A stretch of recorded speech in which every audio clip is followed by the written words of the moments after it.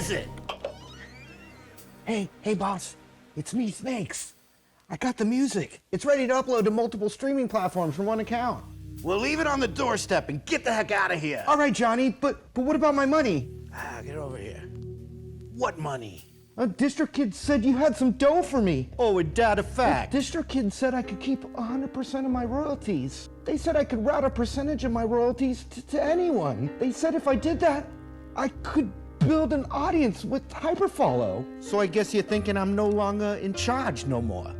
Is that it? And I gotta listen to this Distro Kid character, even though they don't have a way to distribute my music videos? That's the thing, Johnny. They do have a way of doing that with DistroVid. You know what? I'm gonna give you to the count of 10 to get your no-good keister to send me the link to sign up for DistroKid.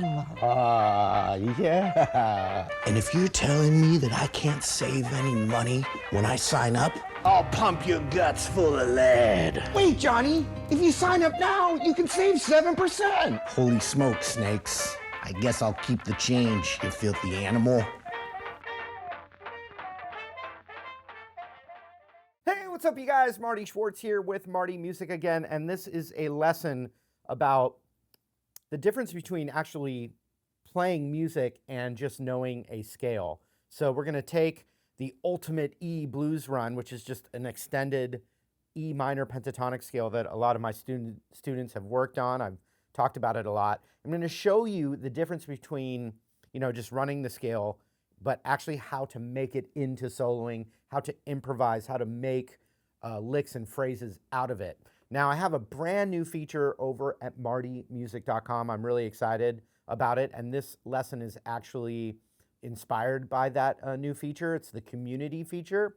And so what you can do is you can actually do live streams with me, but actually be able to chime in with video with your guitar and ask me questions, and I can give you real-time feedback, and other students that are watching as well will relate to it, and it's archived so you can watch back.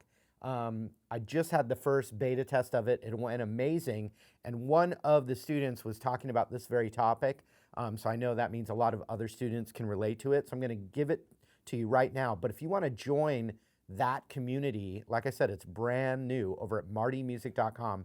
Check the link below. Like I said, 3 live streams a month that you can chime in with your own video. I was talking to people, and unlike my past live streams that I've done for years, I just see a name and a comment. This time I was actually able to see your face and answer your questions, laugh with you, joke around, but then also see you with a guitar and specific questions you had that I could then answer like a real guitar teacher. It was amazing. So check that link, that new feature.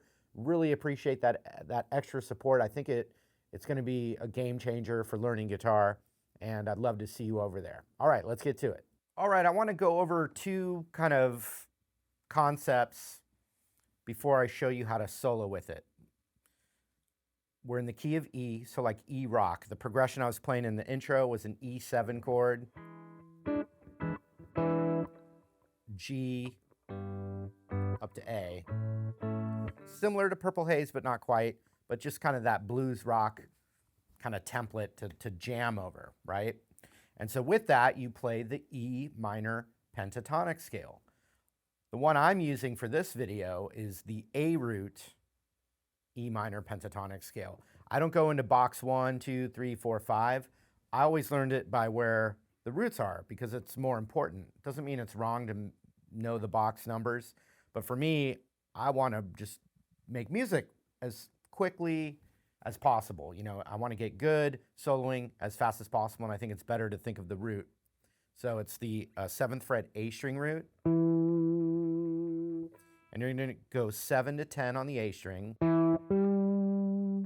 then 7 to 9 on the D string, 7 to 9 on the G string, and if you're just staying in that one position, we're going to do 8th fret B with the middle finger, pinky on the 10th fret B. That way your hand's just stuck in a position.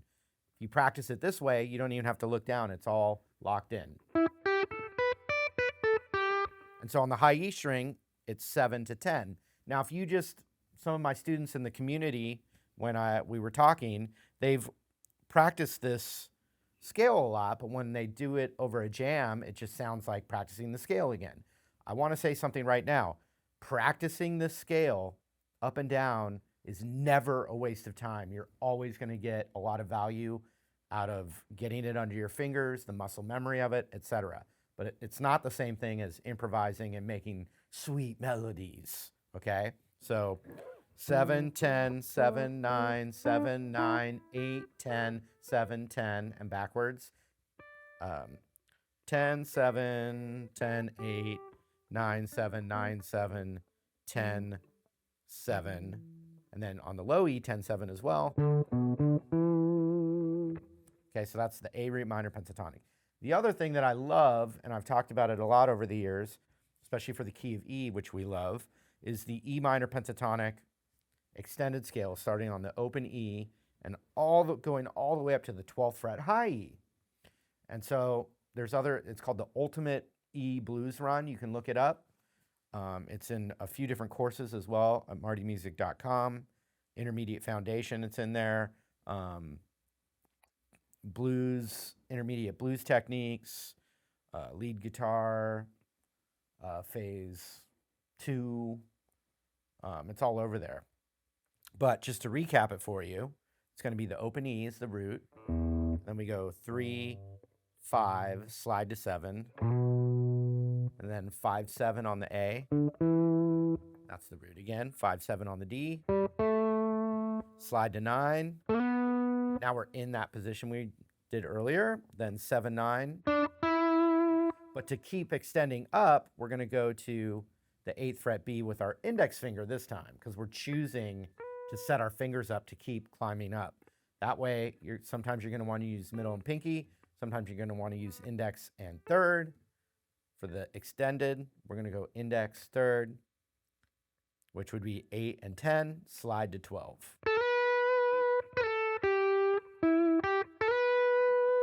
Then 10, 12 on the high E, and you can switch your index with that on the 12. And now you're in the E root classic home row minor pentatonic.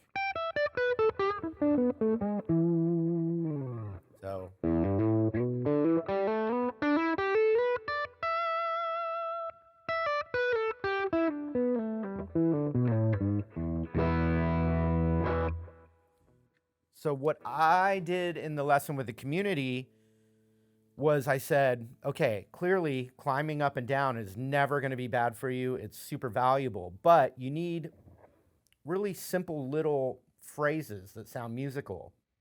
And you just start by learning 3 or 4.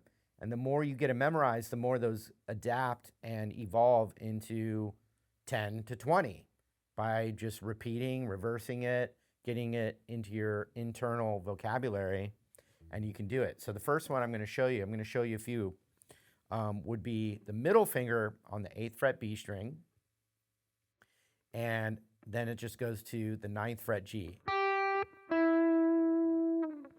But the little microtonal bend or nudgy bend, as I talk about in the newest Clapton inspired course, what you do is you just bend it just a hair, that 8th fret B string. And what I've seen students do is they bend it, but then it starts to bend back down before they hit that. You don't want that. That would sound like this. You don't want that. You want it to bend just a little bit up, and then it cuts off. So you don't hear it bend back down, and then you hit that 9th fret G string.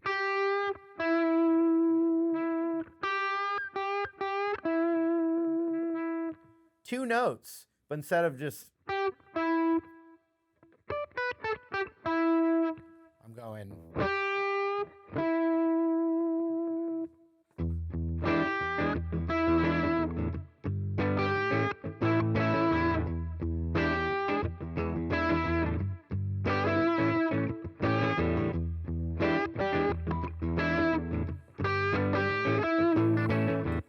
So I already felt like that was a few different licks, but with just the same 2 notes. You know, I repeated, or I did quicker, slower. Okay, so that's the kind of starting point. But then we're going to do this. So then we go to the 7th fret G. And then my 3rd finger is going to go to the 9th fret D.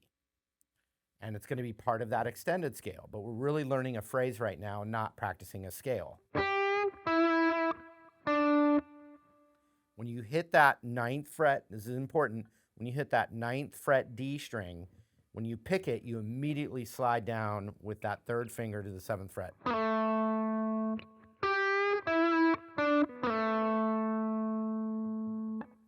Then 5th fret D to 7th fret A.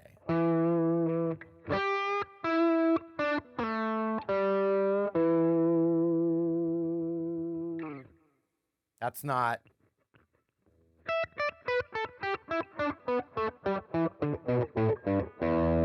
It's. But it is going down that extended scale.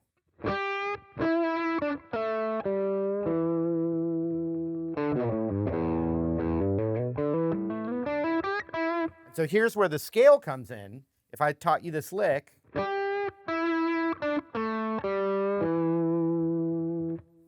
can play the phrase and then extend the lick out by going down or up that extended scale. So the practicing the extended scale, you can think of that as like your little freeway, but then you're going to use phrases that you've built up with a vocabulary along the way. So here's what I mean. I'll play that lick, I'll end the lick, but then I'll extend it out by just going down that extended scale. I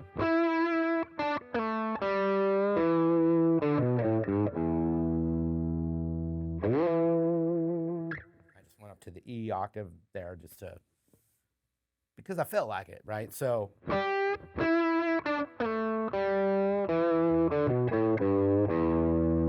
Now watch, I can just climb up the extended scale into that lick.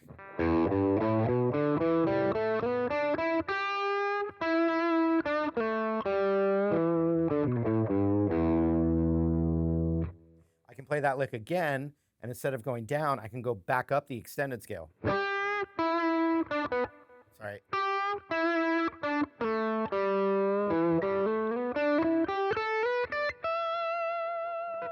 That started to sound a little more scale-y, right? But I wanted you to see the concept and play it in a simple way.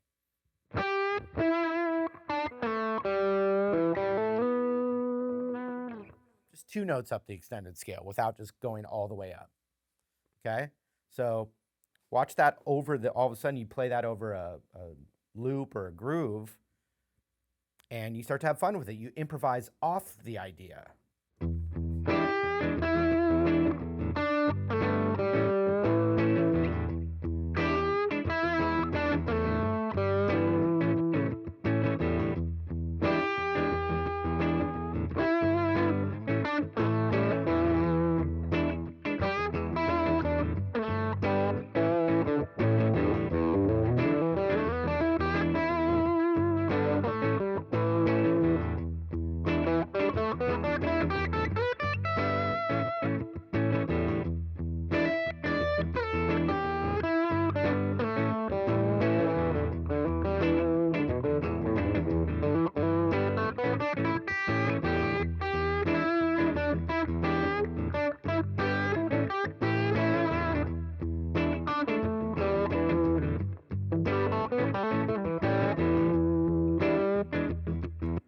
Okay, so that's the idea.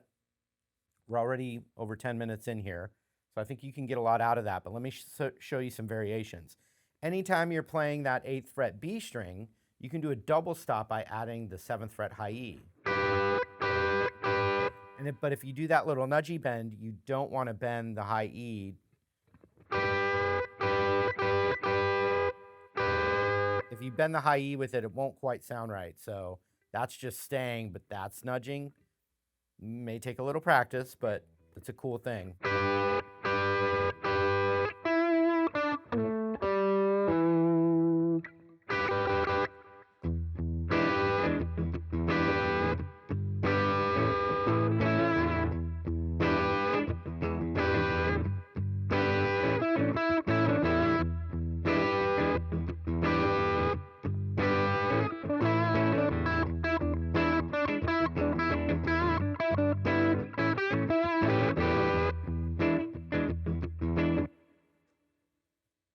Okay, so another one, think of it now as just that A root pentatonic. From the A string up and back.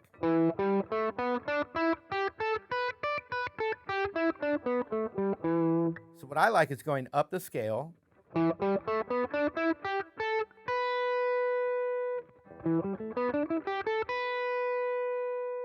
And when I get to that high E, I'm not going to go up to the 10th. I'm going to go to the high E, 7th fret. So.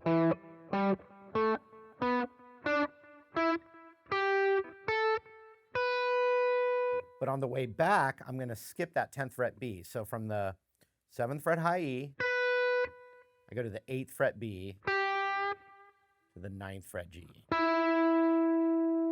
So from here.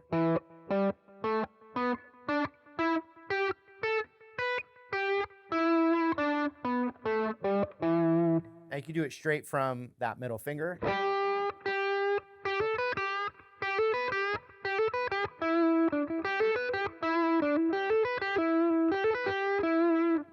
So that was a lot faster, right? But check it out. 8 to 10 with the middle and the pinky. 7th on the high E. But then right back to the 8th of the B. 9th fret G.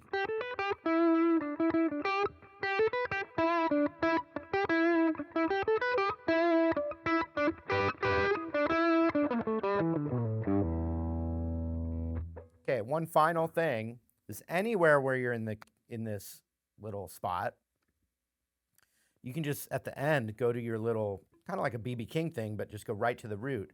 So 12th fret high E, check it out.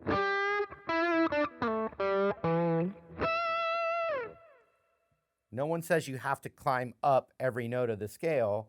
Well, there's no rules, in case you didn't know. You can just, I could be. I